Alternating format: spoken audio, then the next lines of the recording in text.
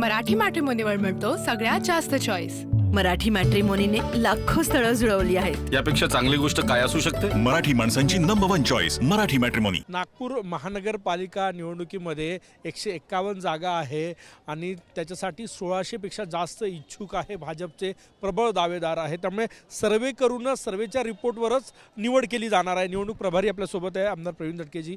हो, कशा प्रकारे सर्वे केले आणि किती महत्त्वाचा आहे सर्वेचा डेटा? सर्वे माननीय मुख्यमंत्र्यांनी केले आहेत, माननीय रवींद्र चव्हाणांनी केले आहे, माननीय निवडणूक प्रभारी महाराष्ट्र बावनकुळे साहेबांनी केले आहेत, आमच्या सगळ्यांचे मार्गदर्शक आमच्या सगळ्यांचे नेते माननीय नितीनजींनी केले आहेत। त्याचं कंपायलेशन होईल, ते 28-29ला निवड समितीसमोर येईल, ते दाखवून मग जी काही भाजपची प्रक्रिया ती पूर्ण केल्या जाईल आणि मग ती यादी प्रसिद्ध होईल। आणि नगरसेवकांचा असेल त्यांच्या बाबतीतला सर्वे असेल, ज्या कार्यकर्त्यांनी तिकीट मागितली सिरियस उमेदवार असतील त्यांचा विषय असेल, पहिले महिला कार्यकर्त्या मिळत नव्हत्या किंवा ते तितक्या सक्रिय नव्हत्या, मग कोणाची बहीण, कोणाची आई, कोणाची ताई, कोणाची वहिनी, त्याला काही अडचण नाही, पण त्या कार्यकर्त्या असतील नसतील याचा विचार पहिले होत नव्हता निवडून। पण आता भाजप जो मोठ्या प्रमाणात महिला कार्यकर्त्या आहेत ज्या स्वतःच्या ताकदीवर काम करतात आहे, त्यामुळे त्यांचा सर्वे असेल। असं सगळ्या दृष्टीने चारही नेत्यांनी जे काही सर्वे केले आहेत ते कंपायलेशन होतील, ते सगळ्या निवड समितीसमोर जाईल आणि त्यातनंच जे योग्य निर्णय आहेत ते होतील। भाजपनं 4 सर्वे केले उमेदवार निवडीसाठी। माननीय नितीनजींनी केला आहे, माननीय देवेंजींनी केला आहे, रवींद्र चव्हाणांनी केला आहे, माननीय निवडणूक प्रभारी पालकमंत्री साहेब बावनकुळे साहेबांनी केला आहे। त्यामुळे या सगळ्या याच्यातनं दुसरं आम्ही आता QR कोड पण करतो आहे, त्यातनं पण आम्हाला काही फीडबॅक येणार आहेत। त्यामुळे या सगळ्यांचं कंपायलेशन होऊन योग्य उमेदवार निवडीचा प्रक्रिया पूर्ण होईल, सगळ्या योग्य कार्यकर्त्यांना न्याय मिळेल असा मला विश्वास आहे। सर्वे काय विचारता तुम्ही जनतेला जाऊन?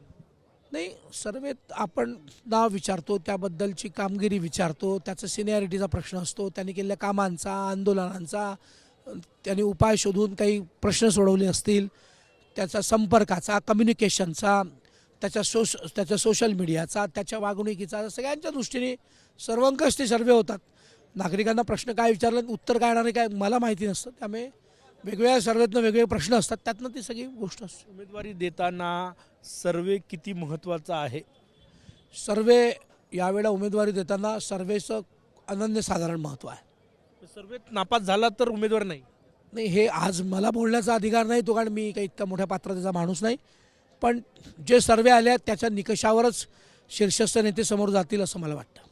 शेवटचा माझा प्रश्न आहे, जे विद्यमान नगरसेवक होते गेल्या वेळेस 108 नगरसेवक निवडून आले, त्यातल्या बऱ्याच जणांचा पत्ता कटण्याची शक्यता आहे, सर्वेत काही नापासही झाल्याची माहिती आहे। असं आज असं बोलतात नाही, कारण तो 28ला सगळं कंपायलेशन येणार आहे।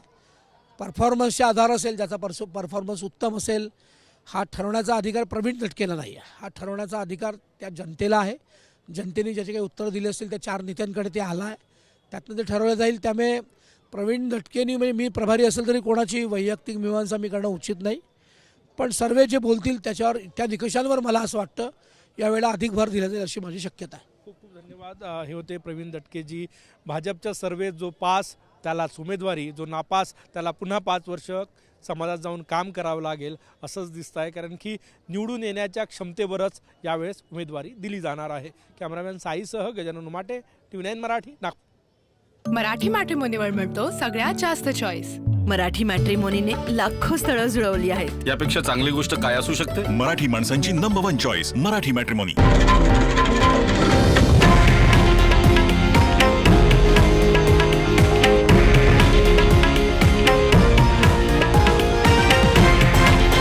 हे आहे देशातील नंबर 1 न्यूज नेटवर्क आणि आपण पाहत आहात TV9 मराठी, एकमेव।